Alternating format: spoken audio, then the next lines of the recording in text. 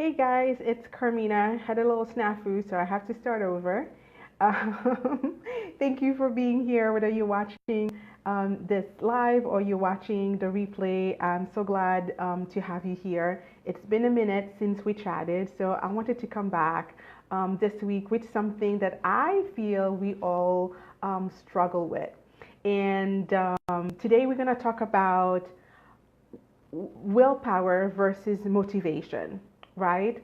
These are two giants when it comes to helping us accomplish the things that we want to accomplish, whether it's goals that we're trying to meet or challenges that we're trying to overcome.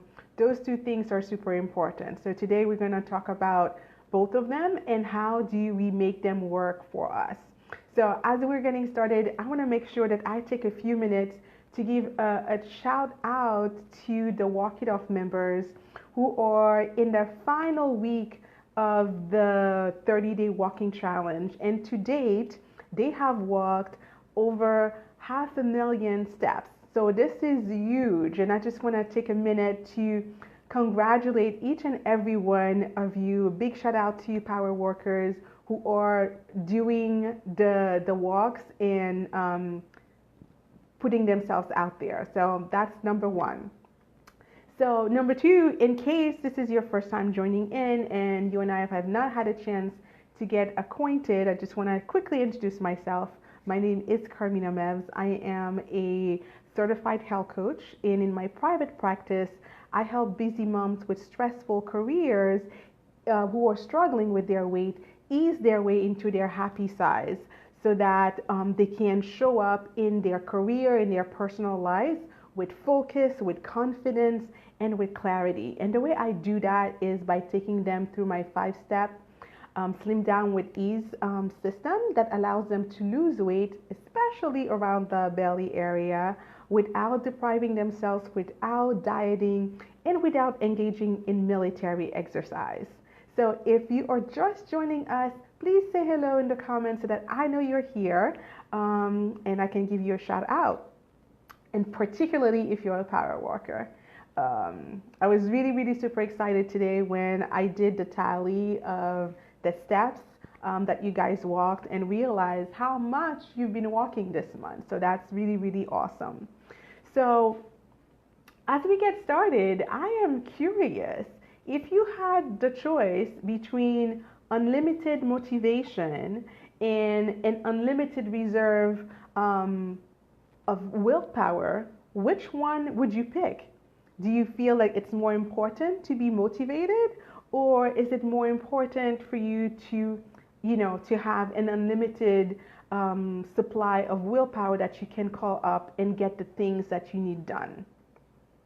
So as you're thinking about it, I'm going to take a quick minute to share this video with our friends at Walk It Off so that they can also join in the fun. So think about it. Like, which one would you rather have? Unlimited motivation or unlimited willpower? What would be most useful and important to you? So don't mind me, I'm looking away just a quick second so I can go ahead and share the video. There you go.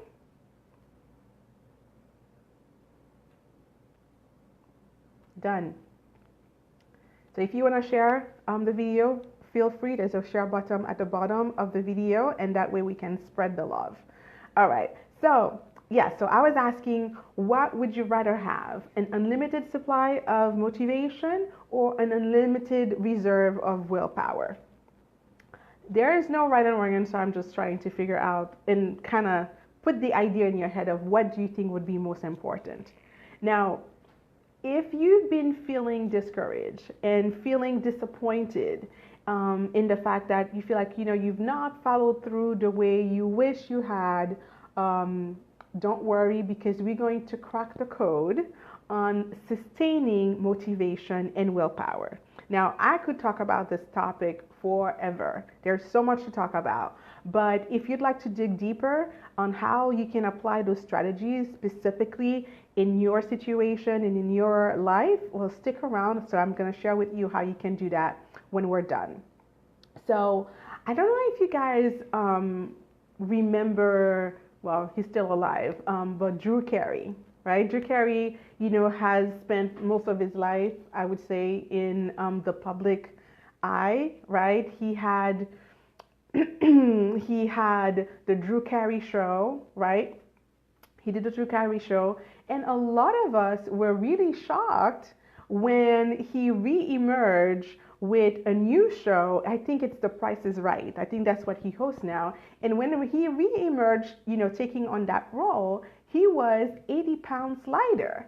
So everybody was like excited and asking, like, how did you do it? Like, what were you doing? And, people were kind of expecting, like, he either did like surgery, or he was doing some crazy diet, or he had a trainer that was drilling him every day. Well, the truth of the matter is he did none of those things. He just went about it the simple way. He watched what he ate, how he ate, right?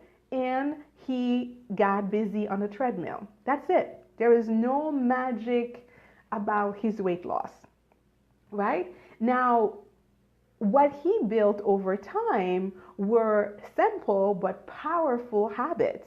So, for example, he ditched the gallon a day soda for 8 glasses of water every day.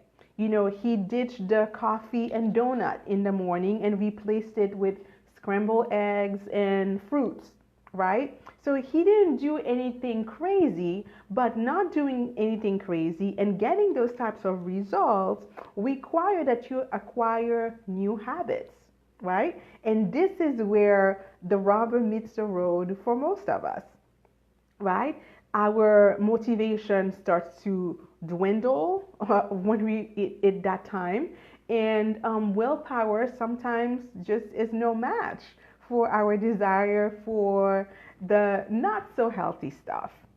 So, and that is the part that really inspired me about Drew Carey's story, is that unlike other celebrities who, endorse like crazy, well, not necessarily crazy, but those things that you do for 90 days and then no, it took him a while, but, with dedication, with building the right habits, he made it to his goal. So, that's what I want you to remember from this story, because before those habits become second nature, right? He had to first adopt certain behaviors, and for those behaviors to stick long enough, right, and to become a habit, he had to have motivation and willpower, and that's what we're going to talk about today. So, oh, hey Carla, good to see you here. Nice to have you. Thanks for joining. Cool. So now let's talk about motivation first. Now, there are a few issues with motivation. Motivation is nice to have, but if you're planning on building habits, motivation cannot be your strategy. And I'm going to tell you why.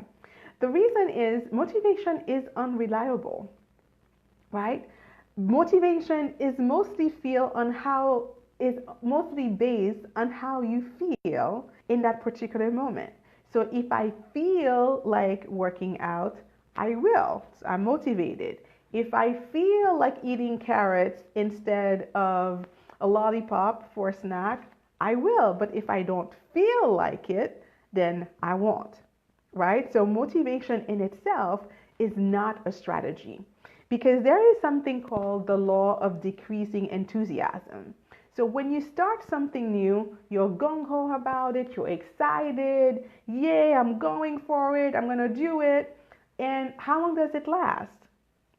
It doesn't, maybe a week if you're lucky, right? And so as your enthusiasm starts to decrease, right, your emotions and your feelings about doing that action is not on par. And oftentimes, people feel, well, I'm not excited about it anymore. It must mean it's not working, right? So I'm going to stop doing it.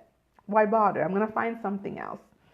So, and that is the problem with motivation, is that it's not sustainable in the long run. Yes, I see motivation like as icing on the cake. If it happens to be there, great. So use it to do more, but don't count on it to stay in the game long enough to see your results. Does that make sense? Okay, and I'm not implying that motivation is a bad thing. It's not a bad thing. It's a very good thing, but it is not a strategy. Okay, so the other thing that you'll notice with motivation is that you have to be most motivated to do something instead of something else, right? So it's not just having the motivation, because if it's a motivation between eating broccoli and motivation eating potato chips and watching TV, I am mostly most motivated to eat potato chips and watch TV than it is to do the healthy things that I should be doing, right? So you almost have to be motivated, because sometimes you just don't want to be motivated. I know it sounds weird, but that's the reality. Sometimes you just want to do the bad things, and you're fine with that because you're just not in that frame of mind where you are going to go above and beyond and do the extraordinary things, right? So you have to count for those times where you will not want to be motivated, right? So motivation, while it's an awesome feeling, that initial excitement when you try something new it's an ally, right? That might push you to do more. But know that when the excitement period is over, it becomes an enemy to your progress, right? Because you're going to start to wonder, something is wrong. And if you start relying on motivation to get things done, then you won't build any habits. And that's where willpower comes into play. Now, willpower beats motivation because willpower is reliable. So, in other words, if you've made up your mind that no matter what, you're going to do X, then that's reliable versus waiting to feel like doing something, right? Willpower can be strengthened, unlike motivation. Motivation is like almost random, whereas willpower, the more you exercise it, right, the more you strengthen it. So you get your mind used to obeying and doing what it is that you want it to do. So the more you do it, the more you strengthen it. Willpower can also be scheduled, which is why motivation, one of the reasons why motivation doesn't work, because you cannot get motivated on schedule. You cannot say, Monday morning, I'm going to be motivated to work out. No, it doesn't work that way. But you can schedule your willpower strategies and build a calendar around certain things that you want to do. So Monday at 6 a.m. or 6 p.m. or whatever, I'm going to be walking, or I'm going to exercise my willpower to prepare my food ahead of time so that I'm not grabbing at anything when I'm hungry. Okay, these are willpower strategies that you can absolutely plan and absolutely schedule, which you cannot do with motivation. But here's the problem with willpower. Willpower comes in limited quantities, especially, studies have shown that if if during the day you've had to make decisions, like, whether it's at work or whatever, you've had to make a lot of decisions, when it comes, as the day progress, your ability to exercise your willpower diminishes. Okay, so willpower comes in limited supply. So that is the bad news. And motivation, as we talked about, is not easy. It's very volatile. And sometimes it's nearly impossible to motivate yourself to do something on demand. So what is a girl to do in those instances? Well, this is why I want to introduce you to the practice of mini habits. Now, what are mini habits? Mini habits are simple activities, strategic actions that are so small that it would be stupid not to do them. Okay? So, having mini habits puts you in the habit of building a habit, but it makes the most of your motivation and your willpower. Okay? And one of the questions I love to ask my client is, what is the minimum activity that you are willing to commit to? And the key word is minimum, because I don't want them to have a big lofty goal, right? That they cannot mentally subscribe to or commit to. I want them to pick something so small that really they will feel bad if they didn't do it, because it was so small and so easy to do, right? So, for example, in Walk It Off, we're currently doing a 30-day challenge, and the goal, what we're asking people to do, is simply walk 1,000 steps a day. That's it. 1,000 steps will take you about 10 minutes. 10 minutes a walk is so easy to do that most people are going to do it. Why? Because it's easy to do. And the reason why mini habits work is, one, is that they require very little effort, right? Because those actions are so small, failing is not an option, right? And what it does, it serves two purposes. One, it sparks in you the desire to do more, right? And two, you're actually building habits in the process, even though they're mini habits. Do you know what I mean? So, because the reality is the hardest part is getting started, right? And a lot of time, the reason we don't get started on something is because we perceive the difficulty of the task or the activity to be so much greater than it really is. So with the mini habits, because we know it's small, so the perceived difficulty psychologically does not prevent us from getting started.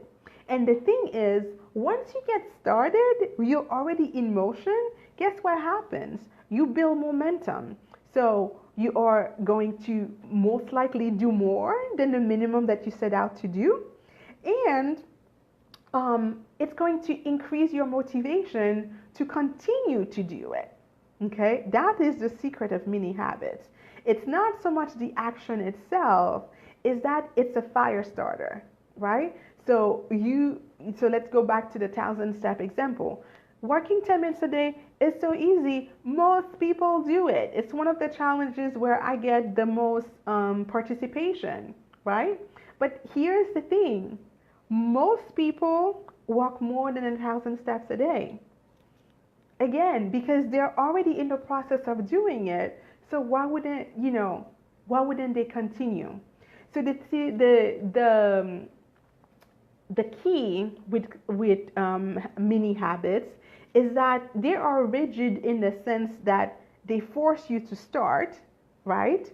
But once you start, it's very flexible on what amount of effort you want to put into it. So some days you might do more, some days you might just do the minimum, and that's perfectly okay.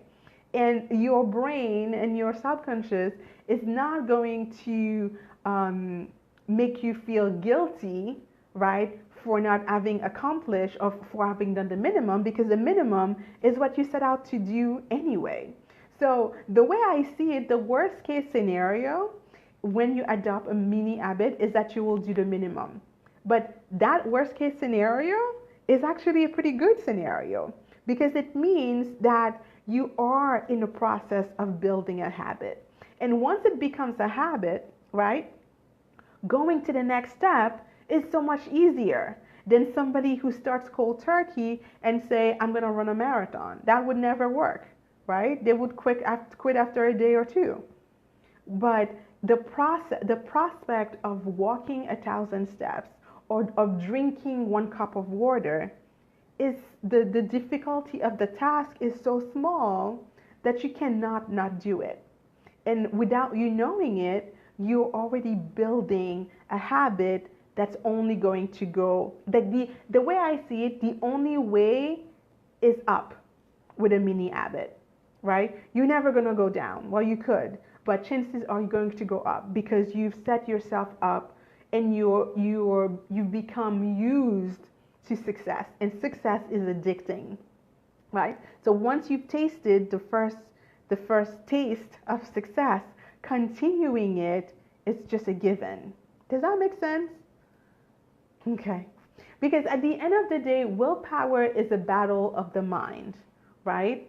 And the things that drain our willpower, right, or the effort that we think it's going to require, the fatigue that we are perceiving even before we get started, and really just not perceiving the task as a difficult task. So mini habits allow you to crush those barriers, those willpower drainers, so that you actually have your reserve of willpower is still pretty much intact, and it allows you to do more than what you had originally planned to do. So I want you to imagine right now that you have a comfort zone, right? And your comfort zone, I want you to imagine it as a circle around you. So you are most comfortable inside the circle, right? But outside of the circle, that's where your goals are. That's where you're seeing yourself weighing less. That's where you're seeing yourself more active, having more energy, like fitting in the clothes that you want to fit in, right? Or writing a book or getting that promotion at work. Whatever it is, right? Those desired goals are outside of that circle.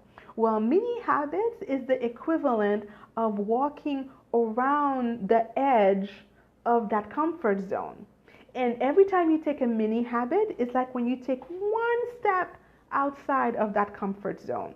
If you were to go all the way out, your brain would shut down. It would say, oh, that is way too much for me to do at once, right? Because that's the common way people go about change, is that they dive in and they have a whatever it takes attitude, right? Yes, it will work maybe at first, but eventually, if you're like Drew Carey, who has, you know, 80 or 100 pounds to lose, that attitude is not going to get you very far.